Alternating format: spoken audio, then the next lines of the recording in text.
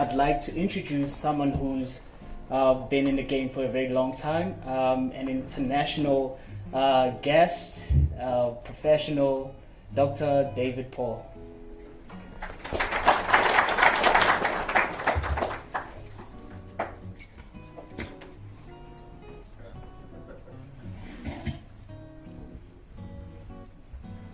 It's a great pleasure to be here, guys. It's like playing a home game. I've been in London now for the last couple of years. My background is checkered. I've got a degree in engineering. I've got an MSc in metallurgy. I've got a PhD in mathematics.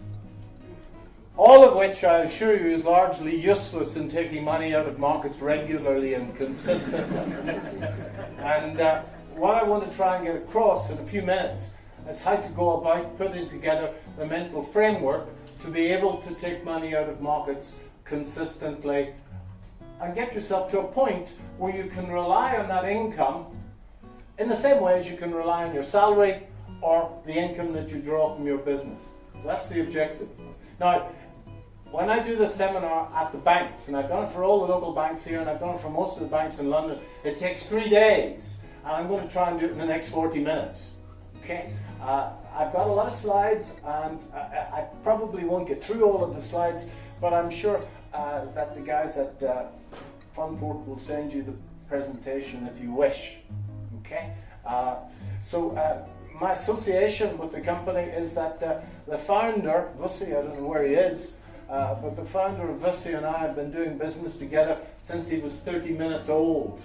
And it doesn't seem that long since he was shouting at me when I was actually going to my office in Ravonia. He used to shout at me and said, "Kit Kat," because he wanted me to bring a Kit Kat home that evening. So any of the Funport people listening, if you want to bribe the boss, just buy him a Kit Kat.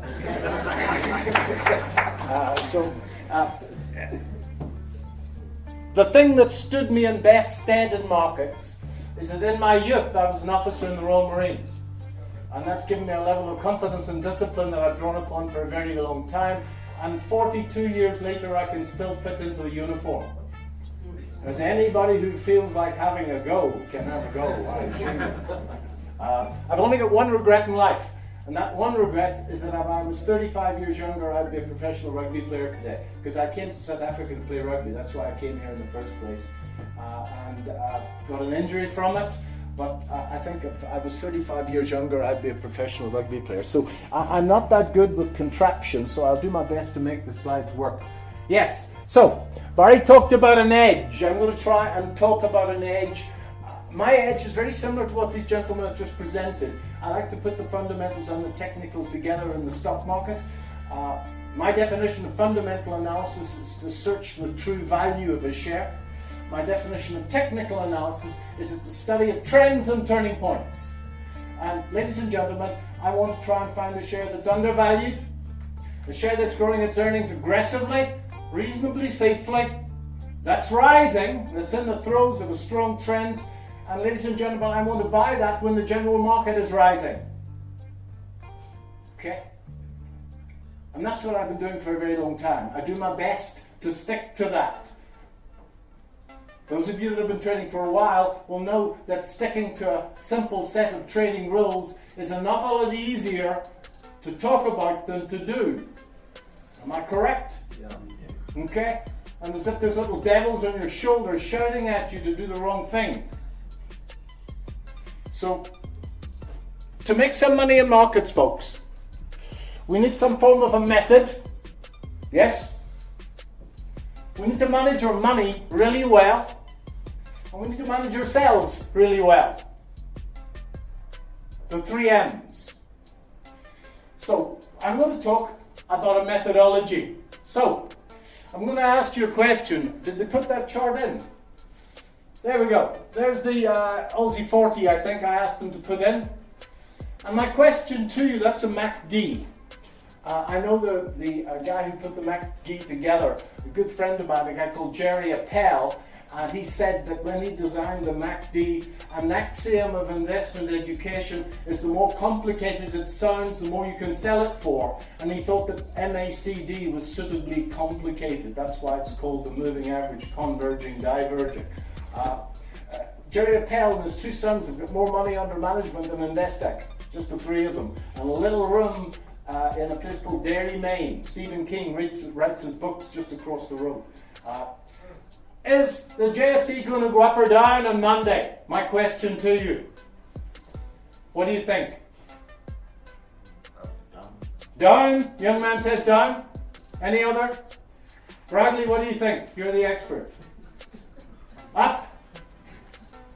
Well, folks, in my pocket, I have the secret. If I can find it. I have the secret. It's a 5 rand coin. Now, on one side, there's a furry little animal. You see that? And on the other side, we've got a coat of arms. Clearly, the coat of arms is going up, and the furry little animal is going down. Let's see if I can get this right. You were right. The head, it's going up. Okay? Would you trade like that? No. Okay. But I assure you, most of you are trading like that already. There's a great deal of randomness out there, I assure you. But I wouldn't like to trade like that either. So, my next question to you.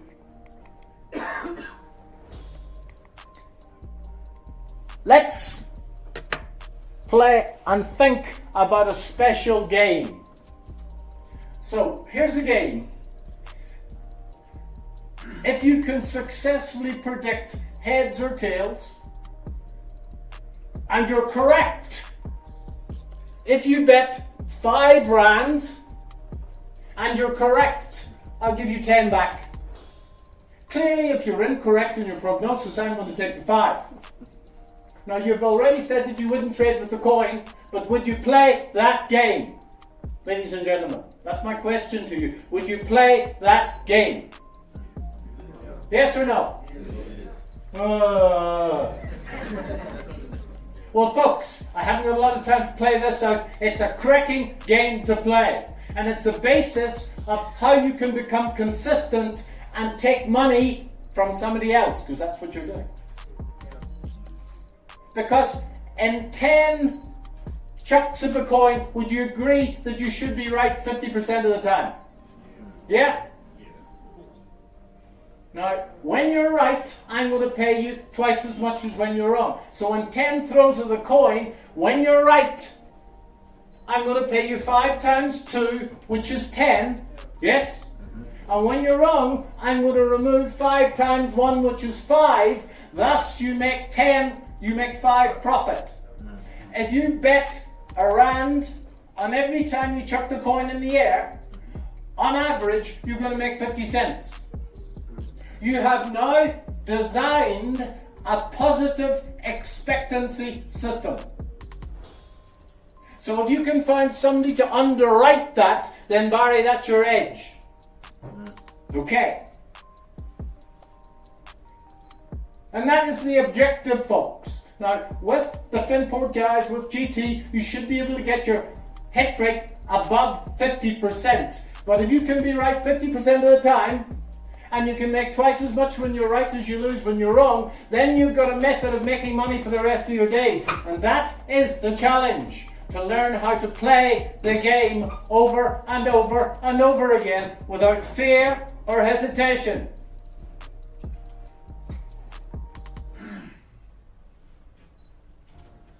Okay, so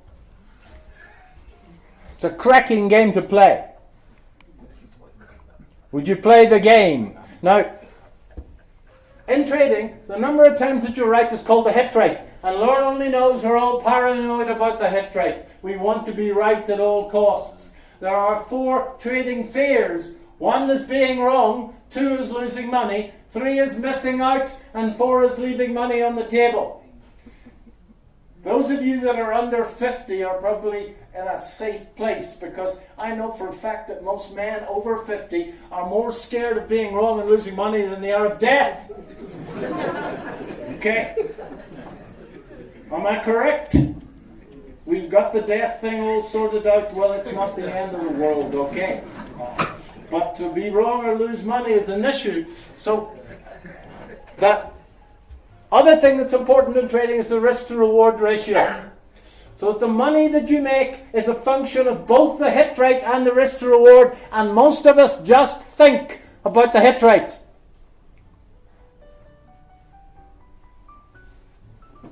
So 3 things.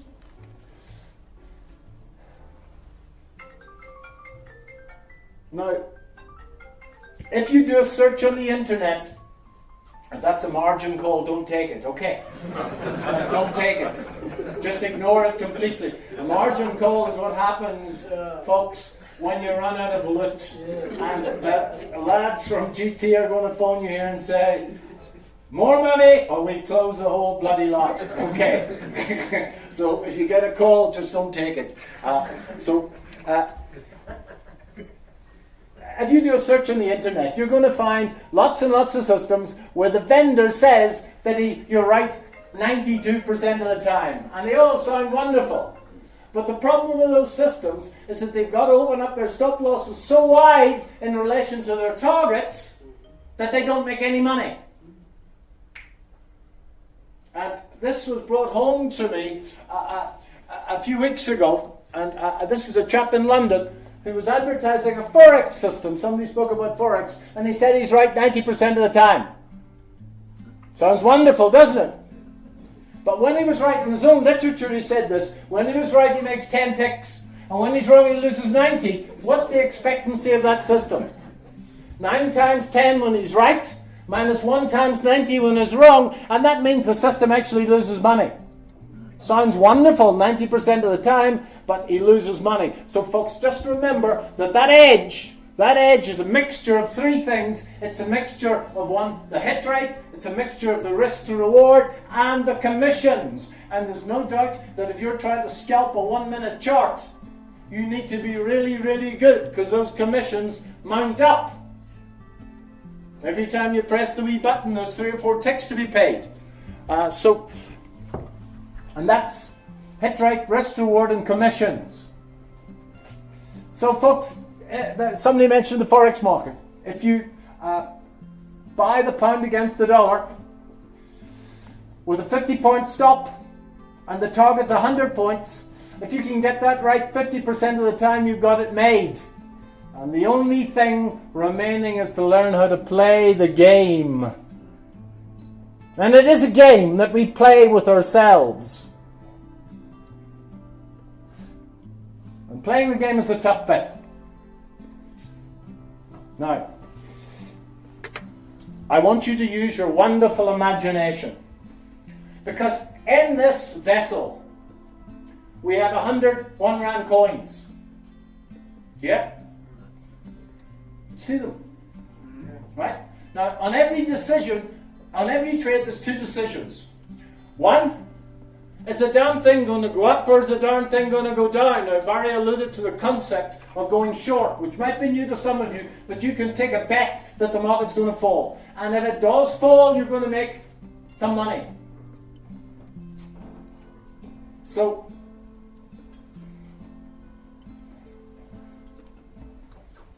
that's the first decision. So, the man in the green, heads or tails? Tails. The market's going to fall. The bear in the green.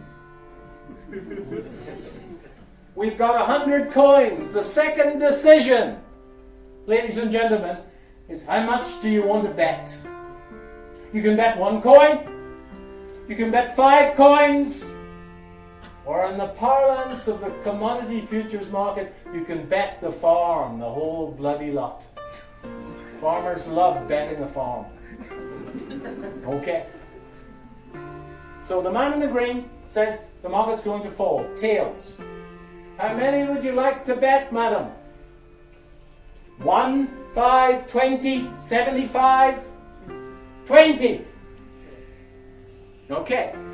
So let's trade. What we're doing is that we're simulating a trading system that's right 50% of the time, that makes us twice as much when it's right as it loses when it's wrong. I assure you that if you were a day trader in the Forex market, you would sell your granny for that system. Okay? Your granny. Because most intraday systems will risk 30 to make 50. And if the vendor is honest, it's not right that much more than 50% of the time. So, the man in the green, are you feeling lucky, lad? Okay, don't take it too personally now. That's not a great throw. Not a great throw. Pound coined is much easier. Sorry, mate. It's going up. You lost. Sorry. No, he bet. He bet it was going to go down. So 20 gone, and we've got 80 left. The man in the red. Heads or tails? You, sir. You'll never wear that red pullover again. Heads or tails? Pardon? Heads. We've got 80 coins left.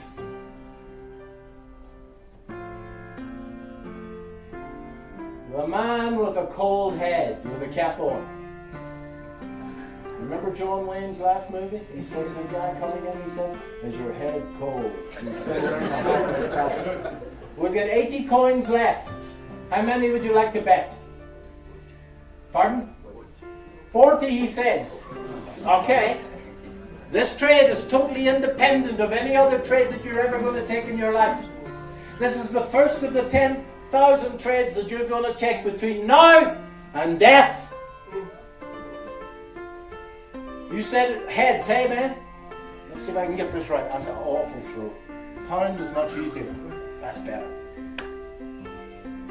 Heads is correct.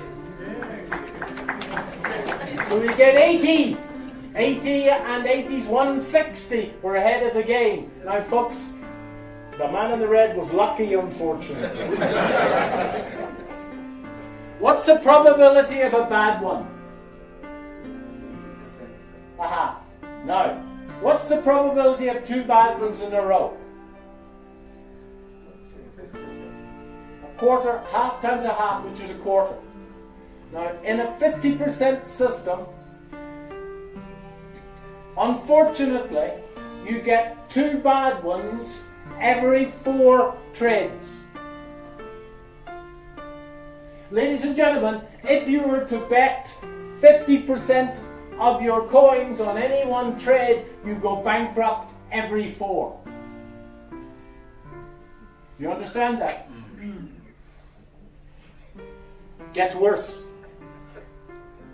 What's the probability of 3 bad ones in a row in a 50% game?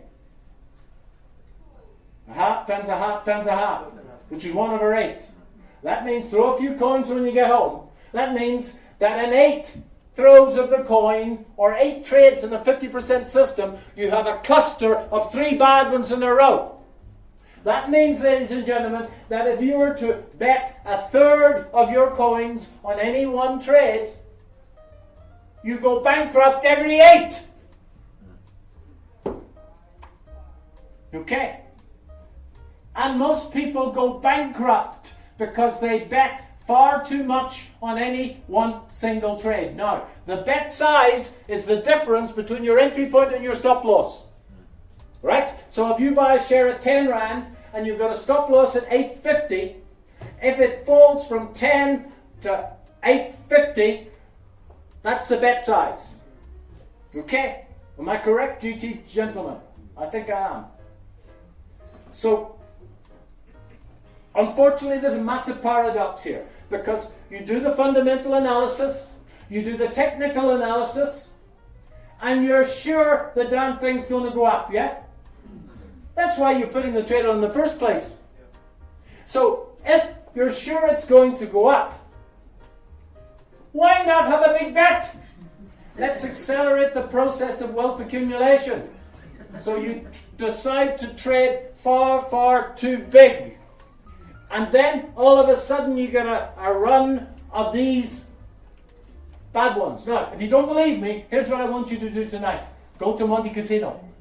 Who goes to Monte Casino? Anybody? All right. You get to the casino tonight, lads. You go to the roulette wheel. It's a 50% game.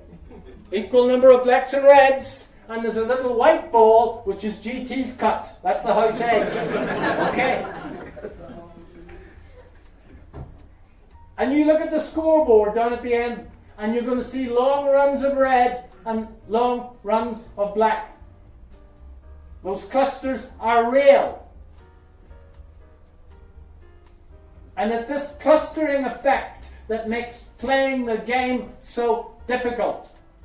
Because you get long runs of good trades where you think you're God, and long runs, unfortunately, of bad ones where you feel like something that's under your shoe. Okay.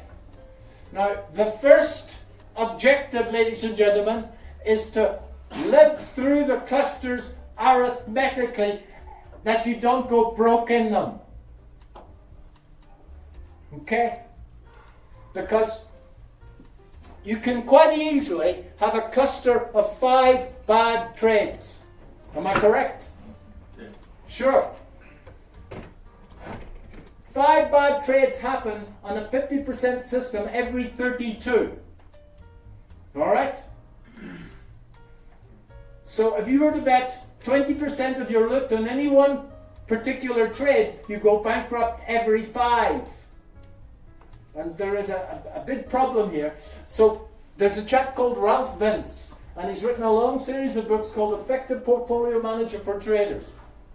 Thick books. They've got them at Investec, they've got them at ABSA. But not bedtime reading, I assure you. And the gist of all of this is that you should not risk any more than 1 to 2% of your kitty on any one trade. So, if you've got 100,000 rand in your account, and you're new to this, you should not bet. You should not risk any more than 1 to 2% of that in any one trade. So the maximum loss, ladies and gentlemen, that you ever have on any one trade should never be more than 2,000 rand. And that will keep you alive. Okay. That will keep you alive. But there's a big problem. Because we have runs of good ones and runs of bad ones. Now, between your ears, there's a thing called the pituitary gland. And that pituitary gland pumps out mutti. When I'm in England, I have to tell them what mutti means. But that pumps out all sorts of hormones into your bloodstream. And those hormones are actually responsible for every emotional state that you have. So, when you fell in love with that young lady of yours, those hormones were just pumping around your system. Alright? When I leave the gym, folks, I'm no longer 63, I'm 17 again and back in the Royal Marines, and as I say, can be quite stroppy when I leave the gym. Okay? Now, similarly, when you have one good trade, 2 good trades, 3 good trades, the pituitary gland is hard at work. Okay? And it's pumping this mutti into your bloodstream. And you change completely. I know people that after one good trade, they're a different person. Okay? Certainly after 2, after 3 winning trades, they're in the bar buying drinks and the souls have never bought a round in their life. What happens is that after a series of winning trades, we become euphoric. And if you look in the Oxford Dictionary, the definition of euphoria is invincible. So what happens is that you say, sod all that position sizing, let's have a big bet. And risk managers in the City of London are actually taught these days by the FCA to, in fact, that's the equivalent of the FSB here, to actually look at the traders under their control and assess their susceptibility to euphoria. Now, you're going to find that once you get the 1 or 2% into your head, it's in fact not the runs of bad trades that cause you to go broke, it's the run of good trades, because in a run of good trades, you actually trade far, far too big. So just be careful about euphoria. Now, our job is to find an edge in markets. Barry's analysis of all you need is one pattern. That's all. You just need one pattern to be successful. The head and shoulders pattern could be your pattern. He put a chart up of lots and lots and lots of patterns. I love my wedges, falling wedges and rising wedges. Those of you that are trading Forex, there's a textbook falling wedge in the Euro 1 daily chart at the moment. I'm very fond of my fib levels and harmonic patterns, which are my own personal edge in both the stock market and in the Forex market. But you need one little pattern. You need to practice really, really good money management, and that just means not losing any more than 1% of your loot, or at the very most 2% of your loot on any one trade. And then the third thing is to build the discipline to just do it over and over and over again. Many of you will see those ghastly adverts that Alan Gray put out. Do you know those long, boring adverts? Alan Gray are great. They've got a process that Alan Gray was taught by old Templeton a lifetime ago, and they do the same thing over and over and over and over again. I went to one of their lectures the other night in London, where it's Orbis across there, where they actually put on a case very similar to your case, where they justified fundamentally, based on value, that Honda was a much better buy than Tesla. Okay? Wonderful presentation, but they've got a process and they stick to that over and over and over and over again. And your process your trading edge does not have to be complicated at all. Finding a share that's undervalued, that's growing earnings aggressively and safely, that's in the throes of a good trend. I like always for a share to be above an 89-day moving average. The 89 works for me. And then you need some little pattern to finesse the entry. It could be a triangle, could be an ascending triangle. There's a heap of them, and a simple book on charting will get you most of the way. And then don't lose any more than 1 or 2% in any one trade. And then you need to build the discipline. Now, ladies and gentlemen, can discipline be built, or is it God-given? Of course it can. Why was an old man like me in the gym this morning at 6:30? Why? Twice a day. Okay. Did it take any discipline to get me to the gym this morning? None. None whatsoever. The paradox is that when you've got it, you don't need it. Okay. All right. That's the paradox. So, to build discipline, folks, you're going to have to grit your teeth and stick to the process. So the first step would be to sit down with one of these guys, sit down with Hussey, put together your trading plan, a simple mechanical plan. The more mechanical, the better. And then my challenge to you, folks, is to follow that plan without deviation for a batch of somewhere between 20 and 30 trades. That's going to take quite a bit of doing. It is a rite of passage. Now, I'm not a psychologist, and I've had psychologists in my classes, and they still don't know why this happens. But to build a habit, okay, any habit, you've got to grit your teeth and do it. And then all of a sudden, you actually build this neural pathway between your ears by doing it. You're going to find that sticking to the rules for the first few trades is difficult, but I've done this with many, many people over the years when I used to do one-on-one mentoring. I don't do it anymore. Somewhere between 5 and 13 trades, you build the pathway.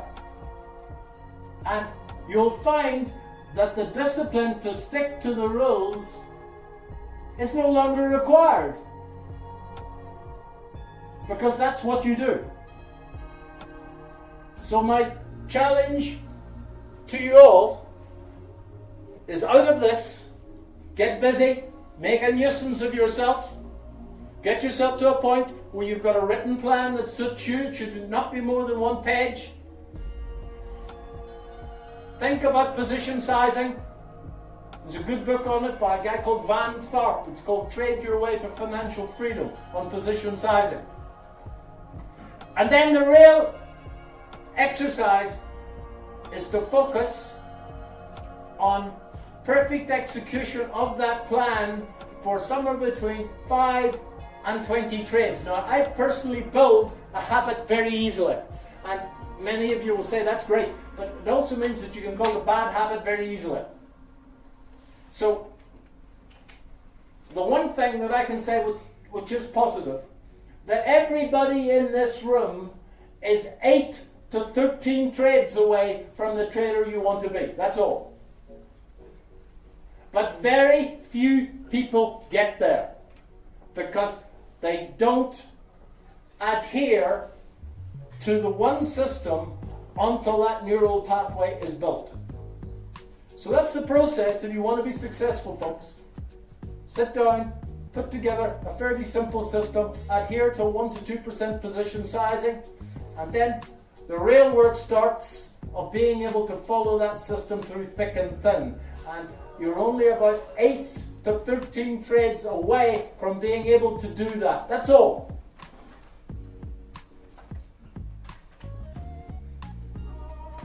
Thank you very much.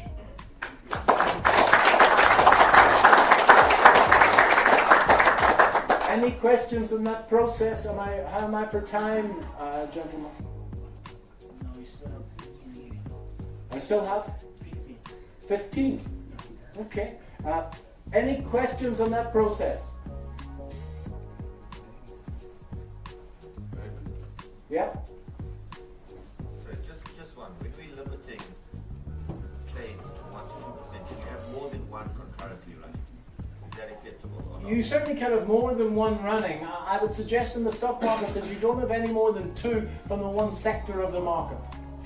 Okay, and try and spread yourself across the market a little bit. I think that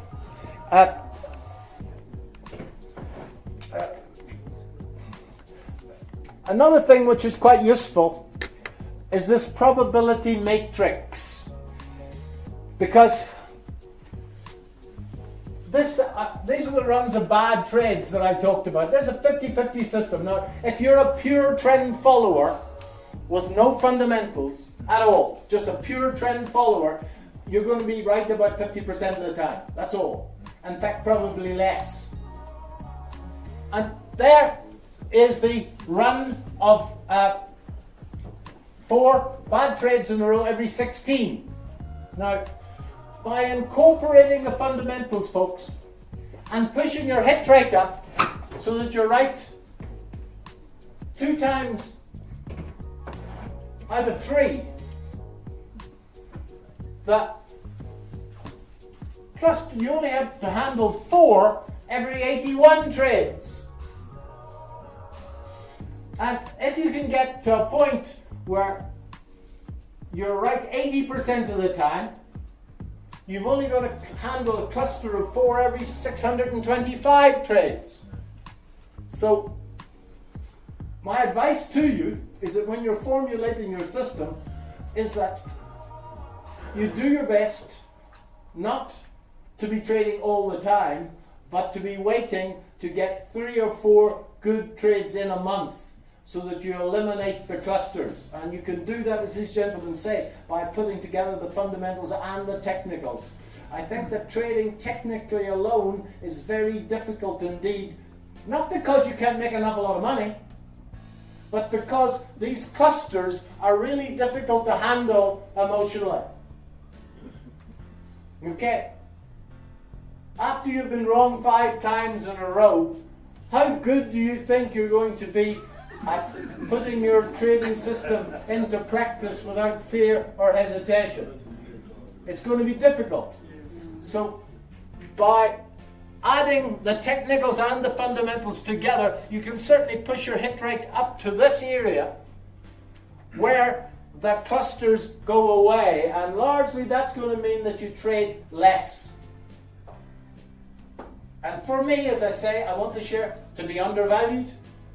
I want the share to be growing earnings, and growing earnings strongly and safely. That's rising, and I don't like to buy into a share that's in fact under an 89-day moving average. Okay? And then I'm looking for a little pattern. Triangles are great, ascending triangles are great, falling wedges are great. To finesse a good entry. And I want to be buying in when the general market is positive. And that normally means that I like the general market to be above a 21-day moving average. Okay? That it's rising. And that's a very simple little edge that I've been using for a very, very, very, very long time that gets my hit rate up to around this area. I think that there's a book out there that you could be interested, those of you who are new. It's a book by an old friend of mine called William James O'Neill. It's called How to Make Money in Stocks. The book is 25 years old. William O'Neill has got a history very similar to Vussi's here in that he started in the stock market as a junior in the New York stock market, and he then started his own brokerage company, and he's now got his own newspaper called Investors Business Daily. You can buy it at any newsstand in the US. So I think that you would find that book very useful for formulating your edge in markets. It's called How to Make Money in Stocks by William James O'Neill. Willie John O'Neill. Delightful old fellow. He's about 19. So don't complicate it. Really good fundamentals and a trend. Lots and lots of people, in my view, the Alan Gray methodology of deep value is wonderful if you're Alan Gray and you're buying a massive amount of shares. You've got no choice but to be buying in when there's a whole football stadium full of small people running away. That generates the liquidity for you to get in. But for most of us, we can get in just by pressing the button. Okay? So, great fundamentals, but the share must be going our way.